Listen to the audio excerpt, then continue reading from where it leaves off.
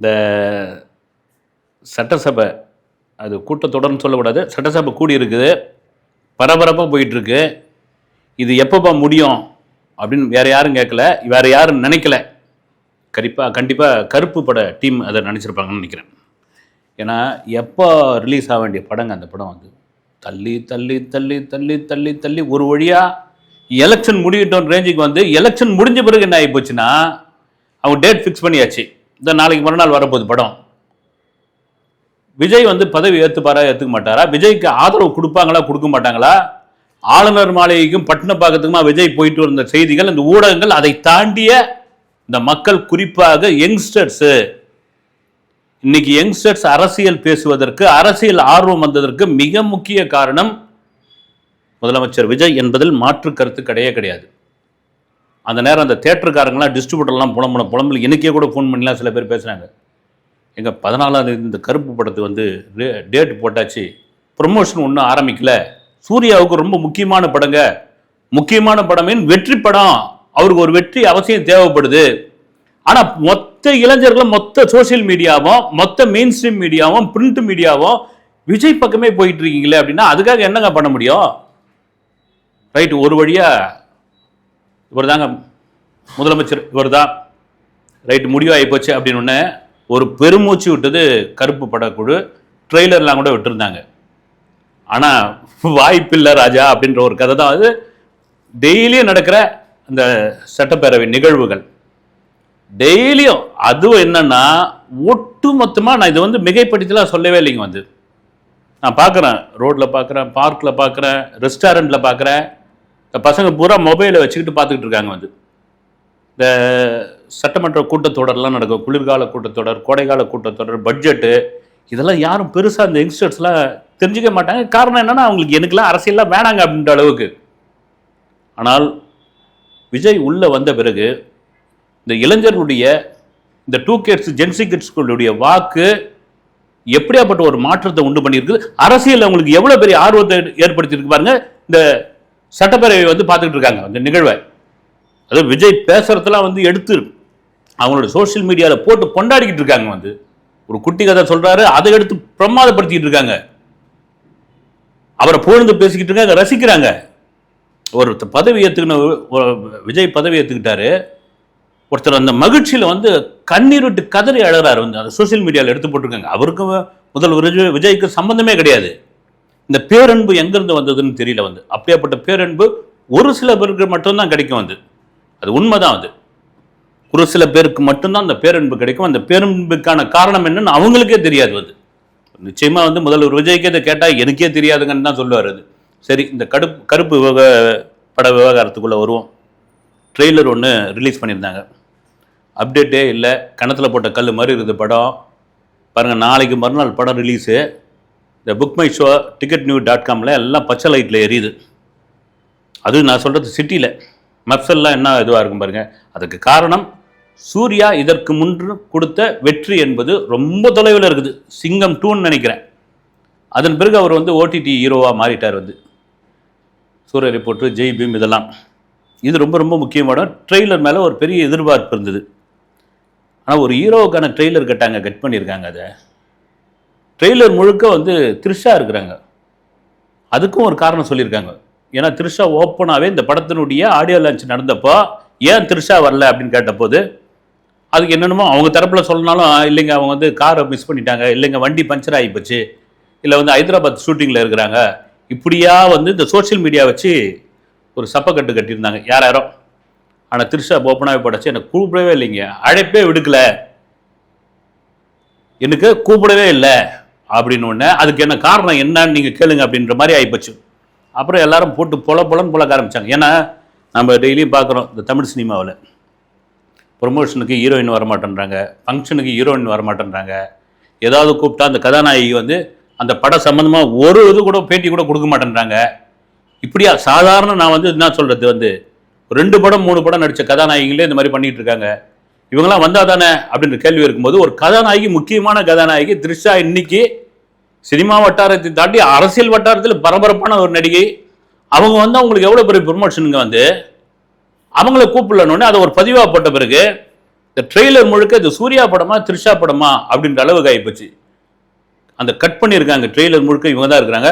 இதில் இன்னொரு பெரிய அதிர்ச்சிகரமான ஒரு விஷயம் என்னன்னா, நான் சொல்ல பசங்க பூரா எடுத்து அதை டீகோட் பண்ணிக்கிட்டு இருக்காங்க. இந்த படத்தோட வில்லன் வந்து இயக்குனர் நடிகருமான ஆர்ஜே பாலாஜி அப்படின்னு. எனக்கு தெரிஞ்சு அது சும்மா ஏமாத்தல் வேலையாக கூட இருக்குன்னு நினைக்கிறேன். ஏன்னா ஒரு படத்திற்கு, ஒரு மாஸ் ஹீரோ படத்திற்கு எந்த ஹீரோ படமாக இருந்தாலும் வில்லன் ஸ்ட்ராங்காக இருக்கணுங்க. வில்லன் ஸ்ட்ராங்காக இருந்தால் தான் அந்த படம் வந்து பெரிய ஹிட் அப்படின்னு சொல்லலாம்.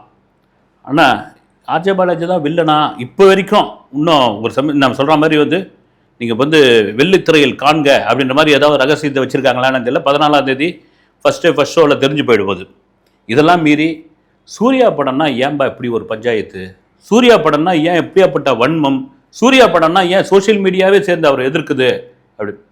எனக்கு கூட எனக்குன்னு இல்லை, எனக்கு நடந்தது. அப்புறம் இன்னொரு யூடியூபர், அவரும் முக்கியமானவர், அவர் நம்ம நண்பர் தான், அவர் பேரை கூட சொல்ல, அவருக்கு நடந்தது. ஒரு திரையரங்க உரிமையாளர், அவர் பேரை கூட சொல்ல விரும்பலை, உண்மையாக நியாயமாக பேசக்கூடிய ஒரு நபர் வந்து சொல்கிறதுக்கான காரணம் என்னென்னா, இந்த இது இருக்கு இல்லைங்களா வசூல், அந்த வசூல்லாம் கொஞ்சம் முன்ன பின்ன சொல்லுவாங்க. இவர் பட்டுன்னு சொல்லிடுவார் வந்து யாராக இருந்தாலும் சரி. ரஜினிகாந்துக்கும் ஒரே மாதிரி தான் சொல்லுவார். விமல் நடிச்சிருந்தாலும் உண்மைன்னு சொல்லிடுவார். இப்போ விமல் படம் பிச்சுன்னு ஓடுதுன்னா, எங்கள் இந்த படம் வந்து இவ்வளோ ஷேர் கிடைச்சிதுங்க, இவ்வளோ இட்டுங்க, ஓவர்சீஸில் இவ்வளோ வசூல் இது பண்ணுதுங்கன்னு. இப்போ ரஜினி படமா மற்ற ஹீரோ படமா வச்சுங்க, இல்லைங்க அது ஒன்றுமே கிடையாதுங்க, அது ஏங்க வந்து பொய்யா சொல்லிட்டு இருக்காங்கன்னு. அது மாதிரி வந்து அவர் சூர்யா படத்துக்கு ஒரு புள்ளி ஒருத்த ஒன்று கொடுத்தாரு வந்து, ஒன்றும் கிடையாதுங்க வந்து தியேட்டருக்காரங்களாம் நஷ்டங்கன்னு சொன்னார். ஆனால் என்ன வழக்கமாக பண்ணுவாங்க தெரியல, இது யார் பண்ணுறதுன்னு தெரியலைங்க வந்து. தயவுசெய்து நான் திரும்ப சொல்கிறதா, சூர்யா தரப்பில் இருக்கிற மேனேஜரோ அல்லது இதுவோ யார் இருக்கீங்களோ அவரும் அதே மாதிரி தான் ஒரு வேண்டுகோள் விடுத்தார். சம்மந்தப்பட்டவங்க நம்பர் தூக்கி ஏதோ ஒரு குரூப்பில் தூக்கி போட்டுடுறாங்க.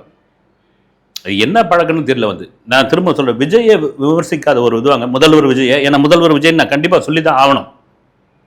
நீங்கள் அதுக்கு முன்னாடி இந்த தேர்தல் சமயத்தில் எத்தனை தற்கூரி சொல்லியிருப்பீங்க, எத்தனை தற்கூரி, எத்தனை பால்வாடி, எத்தனை பவுடர் பூசினவர், உனக்கு என்ன அரசியல் தெரியும், வாடா போடலாம் ஒரு தலைவர் பேசினாருங்க வந்து விஜய.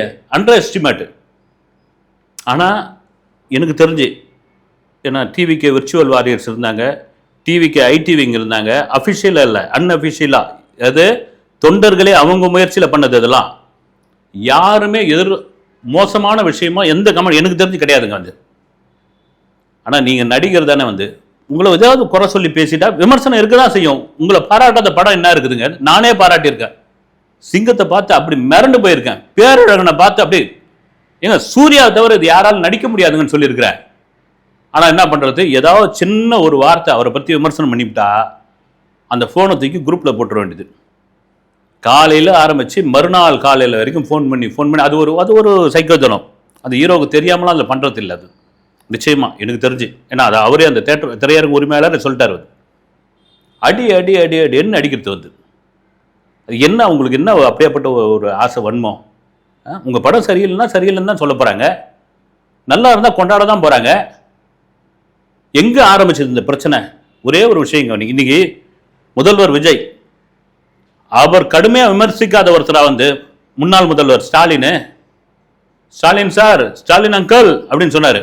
ஆனால் முதல்வர் ஆன பிறகு போய் அவர் வீட்டில் உதயநிதி அவர்கிட்ட, இந்த பக்கம் சீமான் விஜயை வந்து அவர் என்ன பச்சையாக திட்டினாருங்க வந்து. இப்போ கூட ஏன் அவர் வீட்டுக்கு அவர் போய் சந்திக்க போனீங்கன்னு கேட்டுட்டு இருக்காங்க. ஆனால் மரியாதை நிமித்தமாக போய் பார்த்தாரு பாருங்க. இதெல்லாம் ஏன் சூர்யாவுக்கு சொல்கிறேன் அப்படின்னா, ஜெய் பீம்னு ஒரு படம் மறுபடியும் ரீவைண்ட் பண்ணி இப்போ காமிக்கிறேன், அது சொல்கிறேன் நான். அது ஒரு குறிப்பிட்ட பழங்குடி இருளர் சமூகத்தை சேர்ந்த ஒரு அப்பாவியை திருடர் பட்டம் கட்டி துன்புறுத்திய சமயத்தில் அந்த எளிய மனிதனால் வெளியே வர நீதி கிடைக்காதன்ற போது ஒரு நேர்மையான வழக்கறிஞர் அதை வெளி உலகத்துக்கு காட்டினாரு, தகுந்தவங்களுக்கு தண்டனை வாங்கி கொடுத்தாரு. அப்போ அந்த அந்த அந்த அந்த கதைப்படி அந்த கேஸை விசாரிக்கிற ஒரு காவல் ஆய்வாளர், அவருடைய வீட்டில் உட்காந்துட்டு இருப்பார், நின்றுக்கிட்டு இருப்பார். அவருடைய பின்னாடியே அந்த ஆய்வாளருக்கு பின்னாடி ஒரு கேலண்டர் இருக்கும். அந்த கேலண்டரில் வந்து நெருப்பு சட்டி வந்து காமிச்சிருப்பீங்க. நெருப்பு சட்டி யாருது?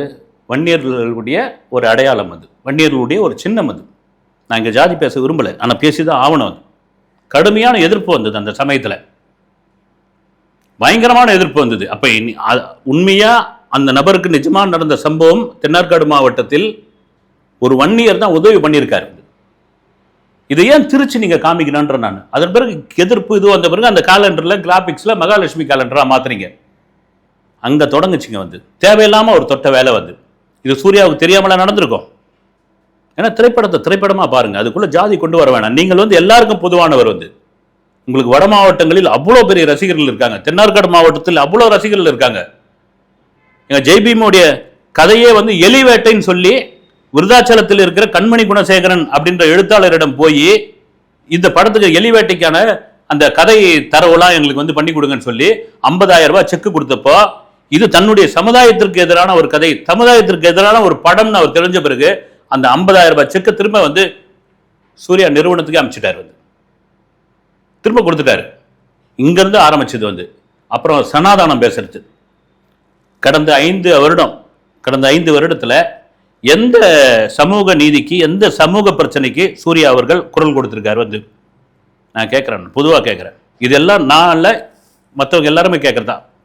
எந்த இது குரல் கொடுத்திருக்காரு?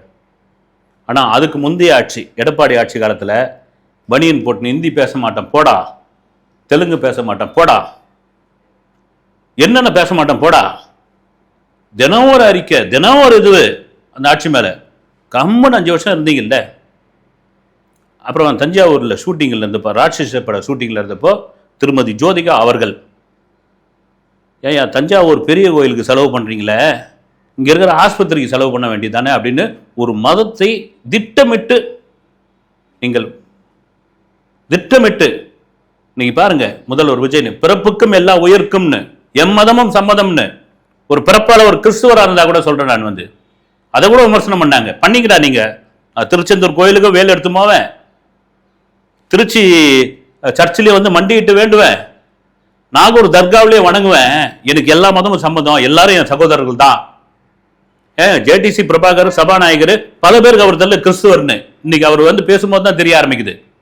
சொல்றதுக்கான காரணம் என்னன்னா, டேரிங்கா ஒரு இடத்துல நீங்க சனாதானம் பேசுறீங்க, அதுக்கப்புறம் தஞ்சாவூர் பெரிய கோயிலுக்கு செலவு பண்றீங்க, இங்க இருக்க ஆஸ்பத்திரிக்கு செலவு பண்ண வேண்டியதான். தஞ்சாவூர் பெரிய கோயிலுடைய வரலாறு உங்களுக்கு தெரியுமா? அப்புறமா ஒவ்வொரு கோயிலா சோளிங்கர்ல இருக்கிற நரசிம்மர் கோயிலுக்கு போறது, இந்த கோயிலுக்கு போறது, அந்த கோயிலுக்கு போறது, அதெல்லாம் விடுங்க. கங்குவான்னு ஒரு படம் எடுத்தீங்க, திரும்ப அந்த படத்துக்குள்ள ஏன் வரணும் அப்படின்னா, ஒரு கண்டென்ட்டை ஹைப் பண்ணி அந்த கண்டென்ட் மேலே பெரிய எதிர்பார்ப்பை உண்டாக்கி, இந்த மாத்திரை சாப்பிட்றதுக்கு மேலே சுகர் கோட் தடவுவாங்கல்ல, ஏன்னா அது அப்போ தான் இனிப்பாக இருக்கும், உள்ளே போய் விழுந்துடும் அப்படின்னு. அது மாதிரி 4000 கோடி அடிக்கும், 5000 கோடி அடிக்கும். தென் கொரியாவில் இந்த சியோலில் இந்த படத்தை டப்பிங் பண்ண போகிறோம், சவுத் ஆப்பிரிக்கா டர்பனில் இதை ஸ்க்ரீன் பண்ண போகிறோம், வெஸ்ட் இண்டீஸில் ஜமைக்காவில் இந்த படத்தை ஸ்பெஷல் ஸ்க்ரீனிங் போட போகிறோம். இந்திய வரலாற்றில் இப்படி ஒரு படம் இல்லை அப்படின்னு சொல்லும்போது ஆட்டோமேட்டிக்காக படம் பார்க்குறவனுக்கு என்ன ஆகும்? ஒரு ஐபி எப்போதான் செய்யும், அவன் படம் பார்த்துட்டு ஒன்றுமே இல்லைன்னு ஒன்று அவன் பப்ளிக் பைட்ஸ் எடுக்கிறவங்ககிட்ட சொன்னா, நான் எங்கள் காலங்காத்தால் எழுந்து 220 ரூபா 250 ரூபா 300 ரூபா கொடுத்து டிக்கெட் வாங்கி படம் பார்த்தா ஒன்றும் இல்லைங்க அப்படின்னு அவன் கடுமையாக பேசணும்னா, அவனை கேட்ச் பண்ணு, அவனை பிடி, அவன் மேலே இது பண்ணு, வழக்கு பதிவு பண்ணு, அவனை தேடு. பப்ளிக் ஒரு பைட்ஸ் அவன் கருத்து சொல்கிறான். அப்புறம் தியேட்டருக்காரங்களாம் ஃபோன் பண்ணி, தியேட்டர் உள்ள யாரும் பைட்ஸ் எடுக்கக்கூடாது, தியேட்டருக்கு வெளியே ரோடு கெடுங்க, சரி ரைட்டு. அந்த சமயத்தில் மறுநாள் அந்த சமயத்தில் ஏதோ ஒரு படம் அடுத்த வாரம் வந்தது, எல்லா யூடியூபரும் வெளியே தான் வந்தாங்க. நான் காசி டாக்ஸில் தான் ஒரு படம் பார்த்துட்டு வந்தேன், வெளியே ரோட்டில் எடுத்தாங்க. அந்த படம் நல்லா இருந்தது, ரோட்டில் வச்சு எடுத்தாங்க. அந்த படத்தை பிரமாதமாக புகழாரம் சூட்டியிருந்தாங்க. தாய் கழுவின்னு ஒரு படம் வந்ததுங்க, இதை விட வேணும்னா பிரமாதமான படம். எதுக்கு சொல்றோம்னா, அப்படி அரசியலில் எதிரியாக அங்கிள் சார் அப்படின்னு சொன்ன அவர் வெற்றி பெற்ற பிறகு அவருடைய முன்னாள் முதல்வர் வீட்டில் ஒரு பெரிய தலைவர் அவர் வீட்டில் போயிட்டு ஒரு வாழ்த்து வாங்கிக்கிட்டு, அவர் நான் அறிவுரை சொன்ன தம்பிக்குன்னு சொல்லிட்டு வரா, அந்த மாண்பு இருக்குல்ல, அப்படி நீங்கள் ஒரு குறிப்பிட்ட சமுதாயத்தின் மீது ஒரு திரைப்படத்தில் காட்டின காட்சிக்கு சூர்யாவுக்கும் பங்குண்டுன்னு போது நீங்கள் அன்புமணி ராமதாஸையோ இல்லை ராமதாஸையோ அவரை மீட் பண்ணுங்களேன், பிரச்சனை முடிஞ்சு போச்சு.